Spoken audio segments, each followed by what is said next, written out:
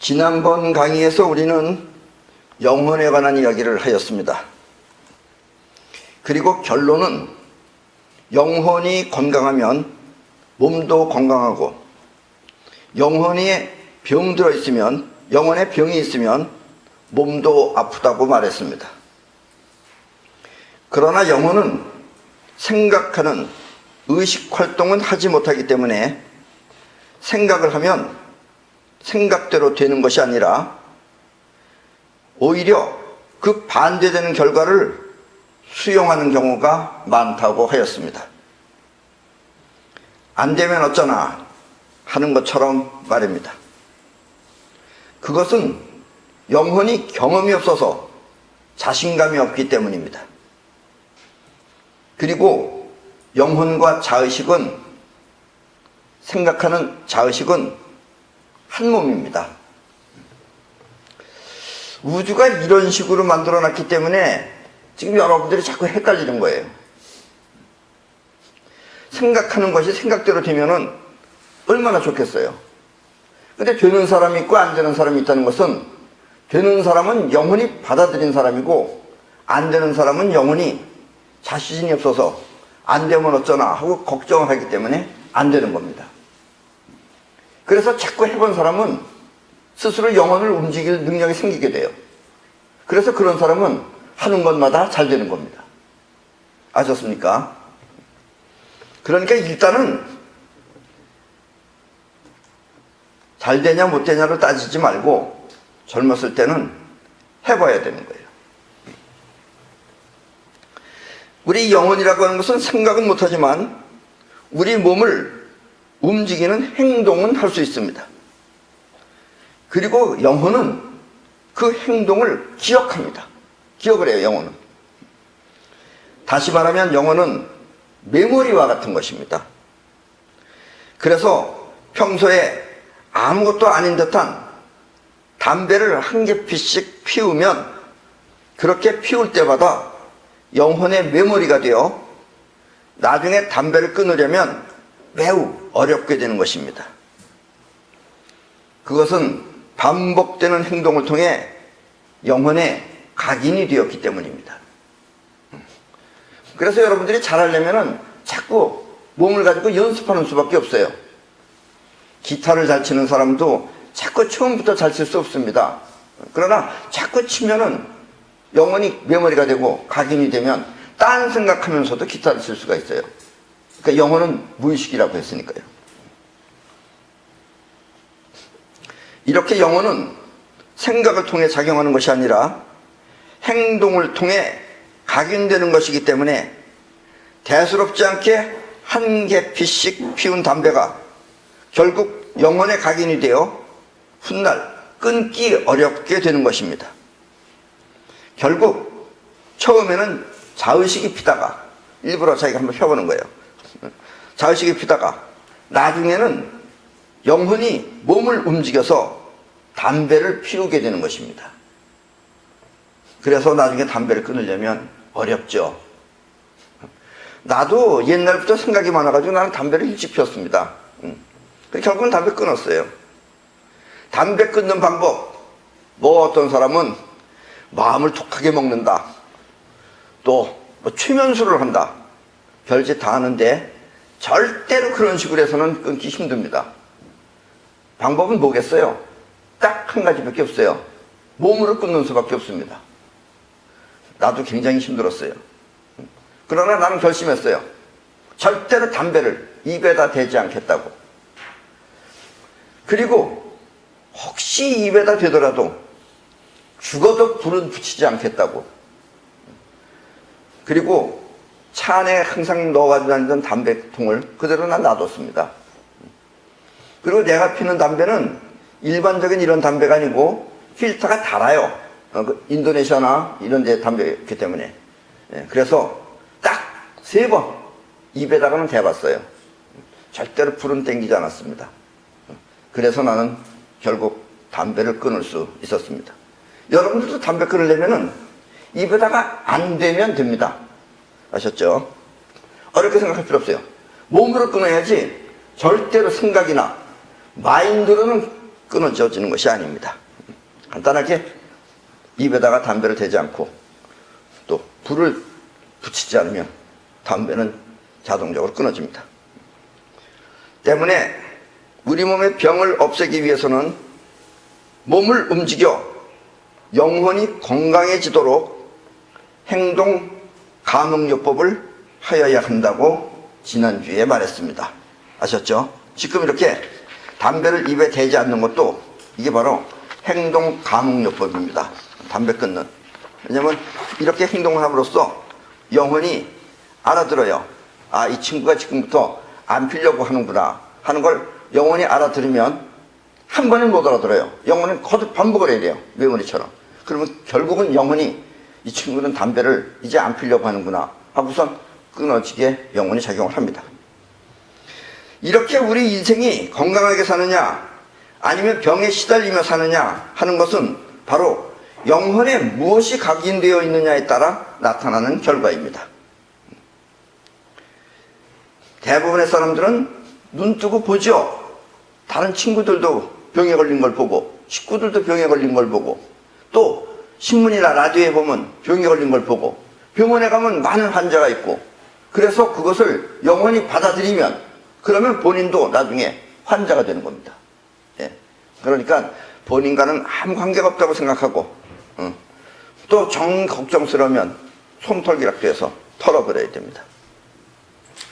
그렇다면 오늘은 우리가 어떻게 만들어졌으며 또 살기 위한 생명에너지는 어디서 어떻게 생긴 것인지 그 비밀을 밝혀보도록 하겠습니다. 자, 지금 저 텔레비에 보이는 저 모습은 저기 뭔 것 같아요? 예, 저게 바로 여러분들의 첫 번째 모습입니다. 예. 아빠, 엄마가 누구든지 상관없이 우리 모두는 처음에 저렇게 생겼었습니다. 처음 보죠? 예, 처음 보는 분들이 많을 겁니다. 정자와 난자가 만나서 또 지금의 여러분들의 그 모습, 그 이전에 처음 여러분들의 모습이 저렇게 생겼었어요. 저렇게 육각형 모양으로 생겼었습니다. 여러분들은 저거를 보면 뭐가 생각이 나요? 어떤 느낌이 들어요? 마치 벌들이 태어난 육각형 모양의 벌집이 생각날 것입니다. 그렇죠? 예. 자, 보세요. 저건 지금 벌집입니다. 바로 저 육각형 안에 우주 최초의 생명 에너지가 들어있습니다. 그리고 그 생명 에너지가 지금의 여러분을 만든 것입니다. 예. 저렇게 육각형이 아니면 여러분들은 만들어지지 않는 거예요. 저 안에서 여러분들이 만들어졌다라는 이야기입니다. 그리고 그 생명 에너지가 지금의 여러분을 만든 것입니다. 마치 육각형 벌집에서 단 한 마리의 낙오도 없이 모든 벌들이 건강하게 태어나듯이 말입니다. 육각형 안에서 태어난 벌들은 단 한 마리도 잘못되는 경우가 없이 100% 모두 부화한다고 합니다. 태어난다고 합니다. 또 여러분들은 엄마 뱃속에 있을 때 양수라고 하는 물에 둘러싸여 있다가 이 세상에 태어났습니다.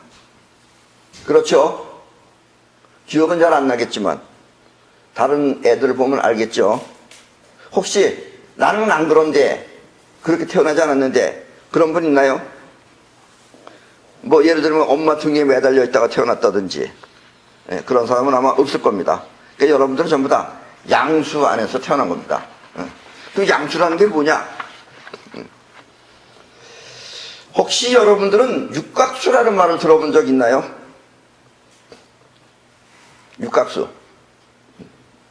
가수 말고, 가수도 있죠? 육각수라고. 그런 가수가 아니고 육각수라는 것은 물의 분자 구조가 육각형이라는 뜻입니다. 어쨌든 육각수라는 것은 물 분자가 육각형으로 생긴 것을 말합니다.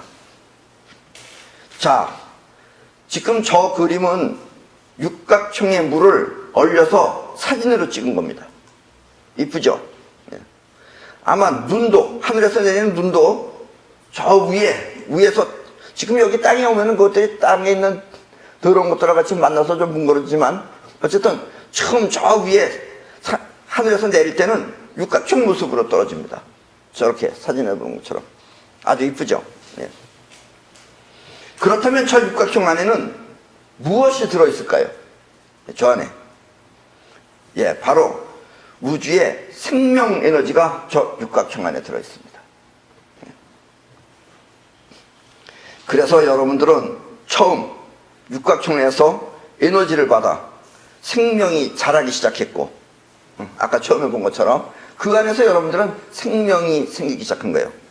자라기 시작했고, 엄마의 뱃속에서는 육각수의 영향으로 보호를 받으며 성장을 한 것입니다. 지금 여러분의 팔, 다리, 머리 이런 것들은 모두 저렇게 생명 에너지의 도움으로 생겨난 것입니다. 네. 그러니까 여러분들은 결코 엄마 젖이나 이렇게 영양분만 따질 것이 아니고 우주의 생명 에너지라는 것이 없으면은 여러분들은 태어날 수가 없는 거고 또 자랄 수도 없고 지금도 마찬가지입니다. 여러분들의 몸에는 육각수라는 것이 반드시 있을 것입니다. 그렇다면 여러분이 태어났을 때 여러분의 몸은 어떻게 구성이 되어져 있었을까요? 그것은 우주의 황금률에 의해 여러분들의 몸은 70%는 물, 그리고 나머지 30%는 뼈와 살로 되어 있습니다. 지금도 마찬가지입니다. 여러분들의 지금 이 체중 가운데 70%는 물이라고 생각하시면 됩니다. 그리고 처음 건강하게 태어났을 때 여러분 몸속의 물은 처음에 태어났을 때, 아기 때, 처음에 태어났을 때 여러분 몸속의 물이 70%라고 그랬죠. 또 그 물 중에 70%는 육각수로 되어져 있습니다. 네. 그리고 계속해서 건강한 사람은 지금도 몸속에 물이 60% 내지 70%는 육각수로 이루어져 있습니다. 예, 그러니까 육각수가 많으면 건강한 겁니다. 그렇다고 뭐 100%가 다 많을 수는 없으니까 육각수가 하여튼 60% 이상만 돼도 여러분들은 굉장히 건강한 타입입니다. 만약에 암이나 그 밖에 큰 병에 걸려 있다면 틀림없이 육각수는 줄어들고 오각수나 아니면 다른 종류의 물이 되어 있을 것입니다. 예, 암세포는 오각형입니다. 그래서 여러분들이 암에 걸려 있는 사람들은 여러분 속 안에 물을 검사해 보면 오각수로 변해져 있습니다. 오각수는 나쁜 거예요. 육각수는 좋은 거고. 우리가 살기 위한 에너지, 그것은 바로 육각형 안에 그 비밀이 있는 것입니다. 예.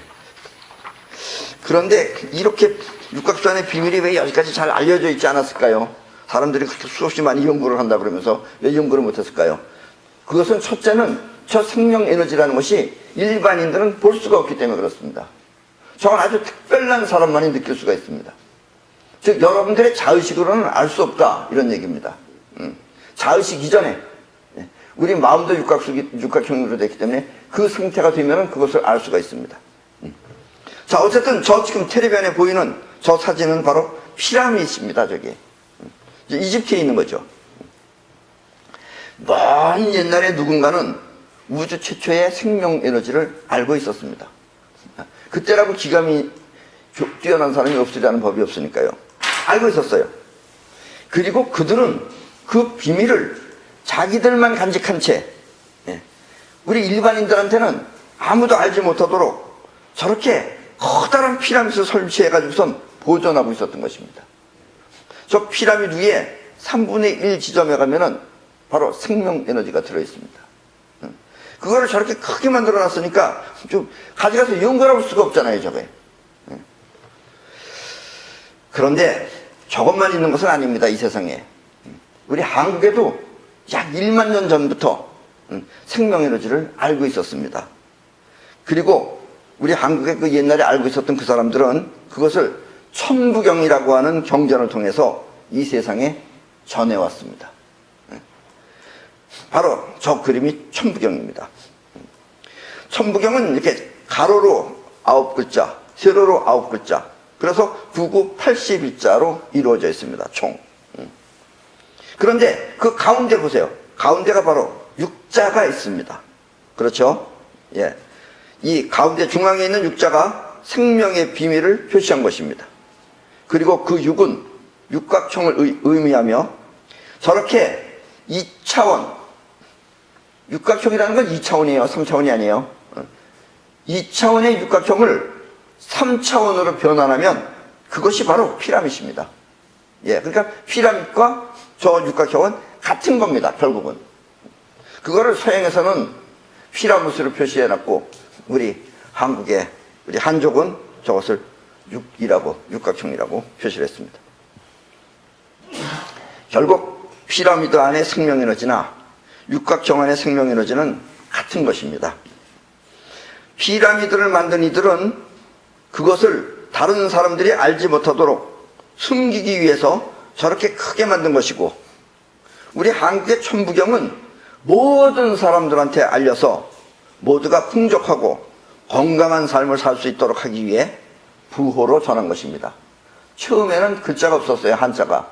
그때는 그 녹두문자라고 해서 그 사슴 발자국 같은 그런 부호로 표시를 했었습니다. 한국의 천부경은 우주가 셋으로 이루어져 있다고 합니다. 그리고 그것을 삼태극이라고 합니다. 삼태극이 바로 저겁니다. 여러분들이 가끔씩 가다 부채에도 보면은 이렇게 저 모양이 있죠. 그게 삼태극을 뜻하는 거예요. 예, 바로 저 그림이 삼태극인데, 이 삼태극은 다른 말로 천지인이라고 그렇게 표시를 합니다.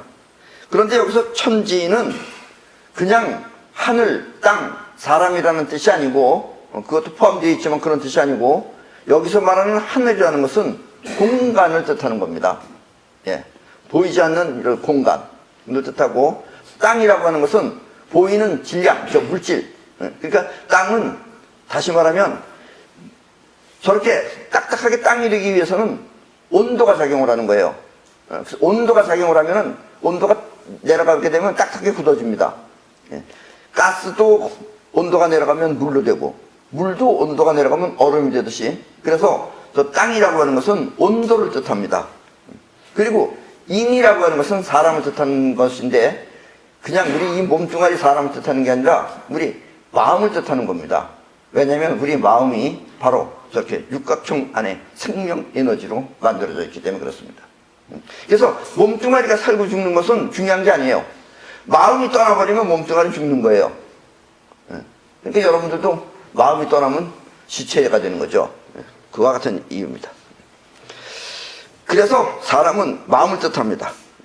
우리 마음의 근본 구조가 육각형으로 이루어져 있다는 뜻입니다. 그리고 이와 같은 생명 에너지를 아인슈타인은 제로 포인트 에너지라고 말했습니다. 그래서 우리가 마음을 잘 사용하면 있는 병도 모두 사라지게 하고 또 건강한 인생을 살 수 있는 것입니다. 마음을 다스리는 방법은 지난번 강의인 행동감흥요법에서 이미 설명하였기 때문에 오늘 이 자리에서는 생략하기로 하겠습니다. 그런데 지금 여러분들이 마음 먹고 있는 그 마음은 바로 근본 육각형 마음에서 만들어진 제2, 제3의 마음이에요. 그러니까는 여러분들이 그 전의 상태로 되돌아가야 됩니다. 만약에 여러분들이 그 전의 상태로 되돌아가면 여러분들은 성인이 되는 겁니다. 왜냐하면 모든 성인이 깨우쳤다라고 하는 깨우다름이 바로 그 전의 상태로 데려가서 근본 육각형 상태의 생명 에너지를 터득하면은 바로 여러분들도 성인이 되는 것입니다. 성인이라는 말은 그 어른 성인을 말하는 게 아니에요. 주민등록증 나오는 게 아니고 성현이 되는 것입니다.